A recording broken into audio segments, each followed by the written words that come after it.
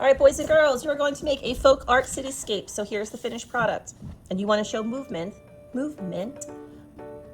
using the roads. You will have a pencil, one eraser for your table that you will share. I will let you use the Micron pens as well as the better quality markers, the Sharpies, because you know I save the tired ones for sketchbook days. I have to go through those. And a piece of paper. Your name should be on the back with your sticker. So let's get, and you're gonna have 2 idea sheets, or actually probably one back to back. So one idea sheet is going to show you an example of the city. That's what this is, just an example. You don't have to copy it. I prefer if you don't. The second side gives you some ideas for how to draw the little houses, the cars, maybe even some trucks or buses, some different building types, and trees. The first thing you want to do, you want to start on the bottom. And you want to think about, how is my road going to go? Is it going to go back and forth, up and down? What are we doing here? So maybe, see, I'm already making a mistake. And you got to be careful with the eraser that you don't end up relying on it too much. The reason I'm starting with a pencil is so that I can change things. Maybe I'll even have another road going this way. I don't know, maybe I won't. So you think about the movement of the road. That's important. I know, it's very light. Now we're going to go and start putting some buildings. You may and fields. So I like to put in, you can do it however you like. You might put in, start with a house,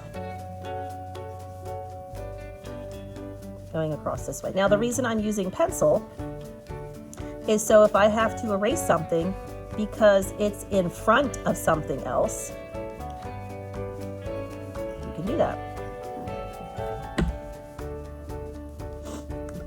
And as you go up, you can change things. You might even want to put, for example, a tree here.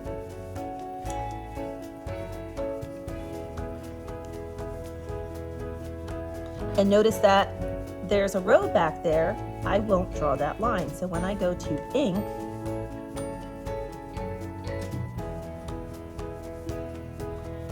now I'm going to leave the branches like that. And then when I paint, I'm going to paint around it. You can make a variety of trees however you like, and you're going to fill it. You're going to work from front to back.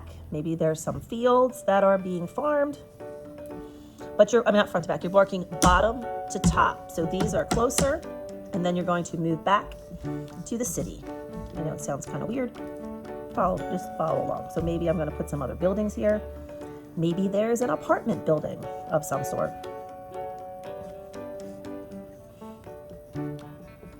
So like if I did ink, this would be something that you could not erase, but since I'm doing this with pencil, I can go back and erase it later. You could do a school, you could do a factory. This is your picture, so you can do however you like. Kind of come out a little bit. Don't forget to add cars and buses, or trucks.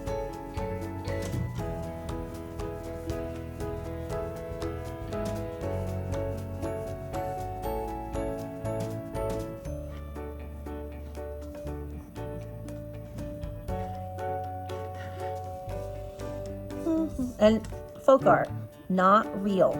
So you can do, you could have a car going pointed this way, going up the road. I happen to have put people on a bicycle, a person on a bicycle. There's another little car, there's a little truck. You could do an airplane.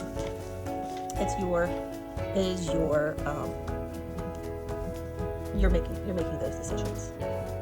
All right, boys and girls, so here I have most of my town drawn. So now I'm going to go back and I'm going to ink everything in. So As you ink, only go over the lines you want to keep. For example, I have a road line that goes behind the building. I stopped here because this is the building and I don't want the road going through the building. I want to show that the road goes behind the building. So you need to think about those things. I'll also go back with my marker or my micron pen. I started using the micron pen for some of these trees, but you can see it gets kind of lost. But you can erase the pencil, I'll show you on this tree, and only keep the lines that you want. So now I could go back and add some other lines to this tree. So maybe I want some texture. So you decide if you want to use thick or thin lines. We are going to eventually use both colored pencils and watercolor paint. One thing I did not add yet was some animals or people, and I'd like to do that. But you can see here, this is a finished inked picture, and that's what I expect at the end of class today. Do you have to do one that looks exactly like mine? No. But I do expect something to be inked with markers, and I want you to erase all of your unwanted lines.